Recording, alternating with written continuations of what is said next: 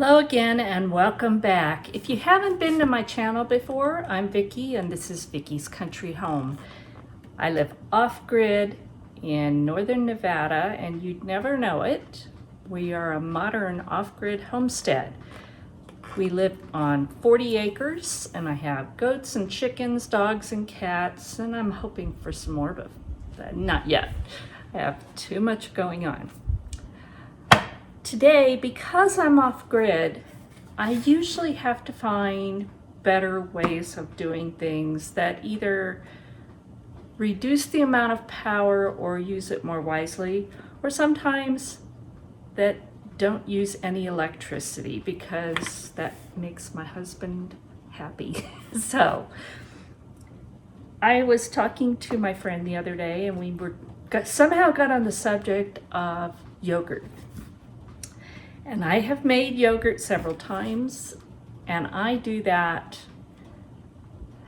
no added power once I warm up milk, because you do have to do that. I use propane, but after that, you're going to have to keep that milk at a certain temperature for hours.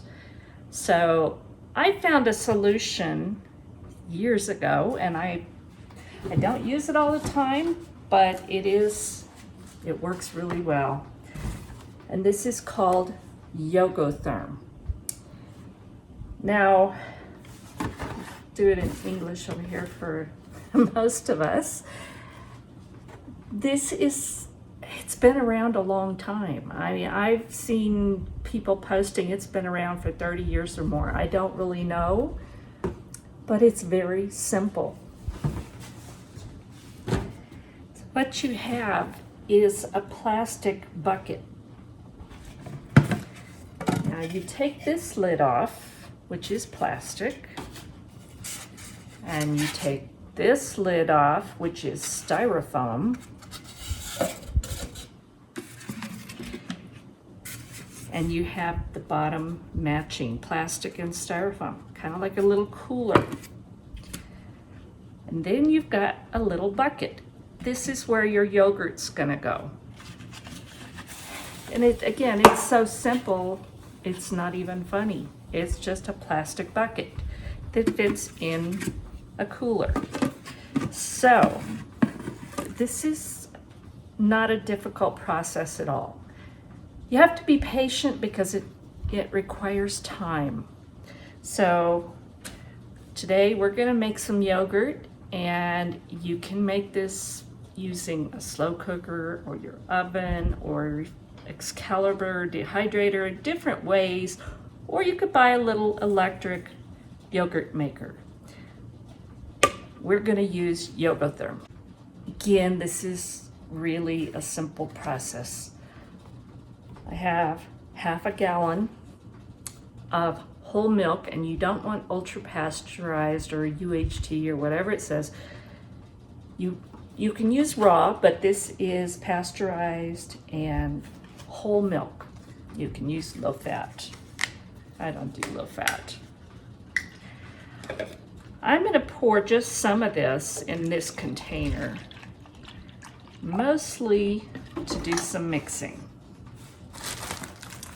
I have some Azure Standard whole milk powder, and I love this stuff, so that I'm gonna be using that. The purpose of that is to make your yogurt thicker. Now you could make Greek yogurt, which is basically taking your yogurt and putting it through in a cloth bag and letting all the way drip out overnight. Well, I'm not gonna do that. I'm gonna make it thick. So I'm gonna just take roughly, and it's 2 to 3 tablespoons. I just did 2 heaping tablespoons of the Azure Standard whole milk powder in my little container with the milk.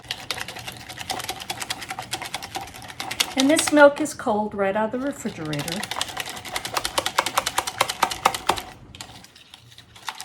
to me, it's just easier to really blend in something like this powder into a smaller amount first.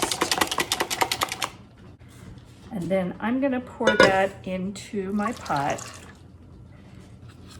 And this is stainless steel, and I've had it forever. I could ask where to buy it. And honestly, this type, I don't know if you still can. I got this from Macy's many years ago. All right, so that's pretty well blended in. Now I'm going to add the remainder of the milk.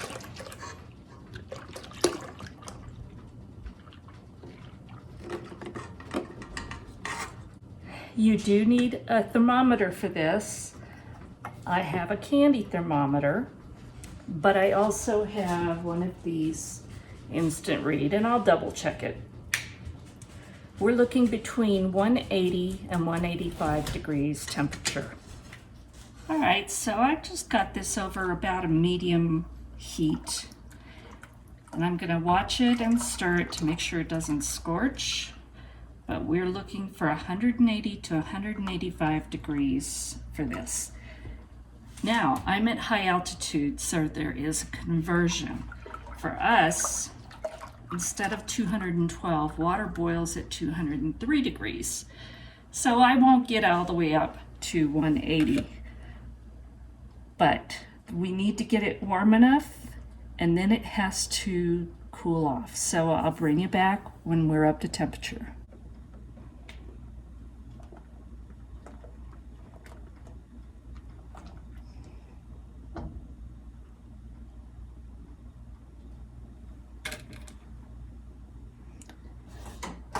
All right, it's at 180. We need it between 180 and 185, so I should be good on that. Now I'm going to take these off. Before I put that on, I got myself a pan of cold water that I can set this pan down inside of. Because now we have to cool this off to about 110 degrees. You can do this in a sink or whatever works. But for me, I think this is going to work best. So now I've got that cooling, and I'm going to let it get down to 110. In the meantime, I have my kettle on with boiling water, because that is another step in using the Yogotherm.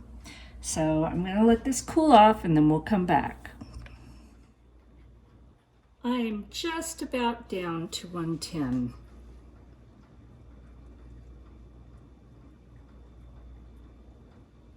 And actually, I think we're there. So what I'm going to do first is I'm going to take my little bucket, and I am going to pour, it's not quite boiling, but it's close, this really hot water in there. And that's mostly going to heat it up.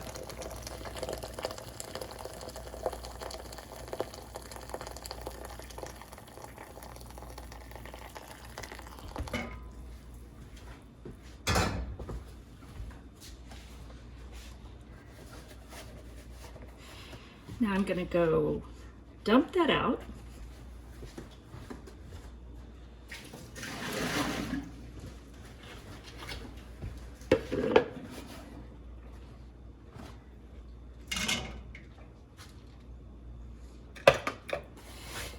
You have two choices at this point. You can use a live active culture from yogurt, store-bought or leftover homemade, or you can buy culture. They're not very expensive. You can find them at beer making supplies. You can find them at cheese making supplies, wherever. Azure Standard carries several. Today I'm just going to use some yogurt, organic yogurt, and it has the live culture in it. So that's what I'm going to use. But I have used the cultures before and they work wonderfully. So now I'm going to take a good 2 to 3 tablespoons of this yogurt. And I'm going to stir that in well. Now you have to make sure it's come down in temperature before you add this or the culture, because if you don't, you're going to kill the live bacteria that's in it that you need. So now I'm just going to stir that in well.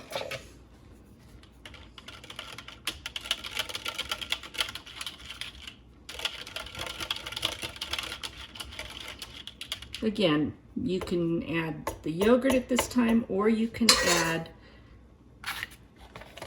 the culture. And now we're just going to put the lid on. Make sure it seals.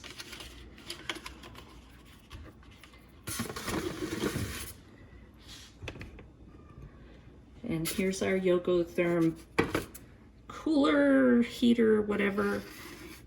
And I'm just going to set the bucket down inside of there. I have the lid that has the styrofoam. We're going to let this sit anywhere from 5 hours to overnight. It will thicken more if you leave it longer. But you do want to make sure that you put this somewhere where it's not going to get jostled around. So I'm going to move it to a space that won't get moved throughout the day. And we're just going to let this do its magic. So we'll come back later. It's been about 9.5 hours. It's late evening. So let's see how this came out.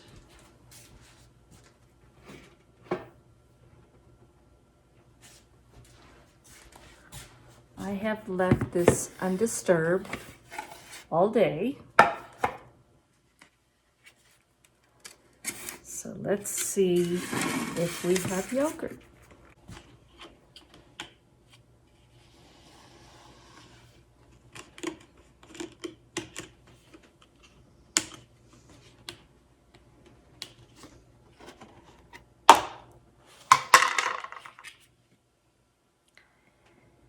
It looks pretty thick. So let's take a taste. You can see it's pretty thick. It looks, there's a little bit of foamy look on top. And that's what it looks like.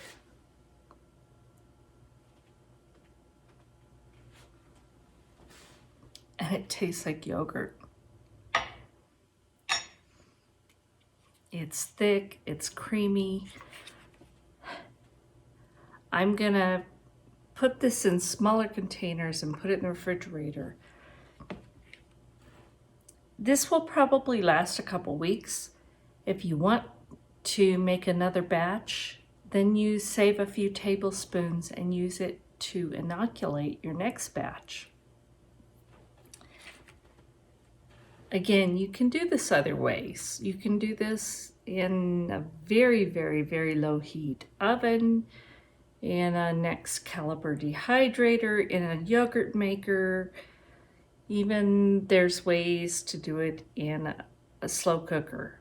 You'll have to look those up. I don't have instructions here. But if you want to make your own yogurt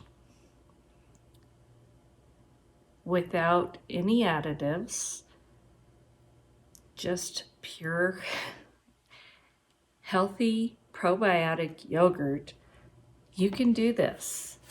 Now, again, because I'm off grid, I use the Yogotherm. This is what I've chosen. But again, you can find other ways to do this. So, I hope this was helpful. Thank you for watching. If you enjoyed it, please give me a thumbs up, subscribe, and share this with your friends. This is another good skill to learn in case SCHTF or whatever you want to call it happens. It's another good skill. Thanks for watching. God bless, and we'll talk soon.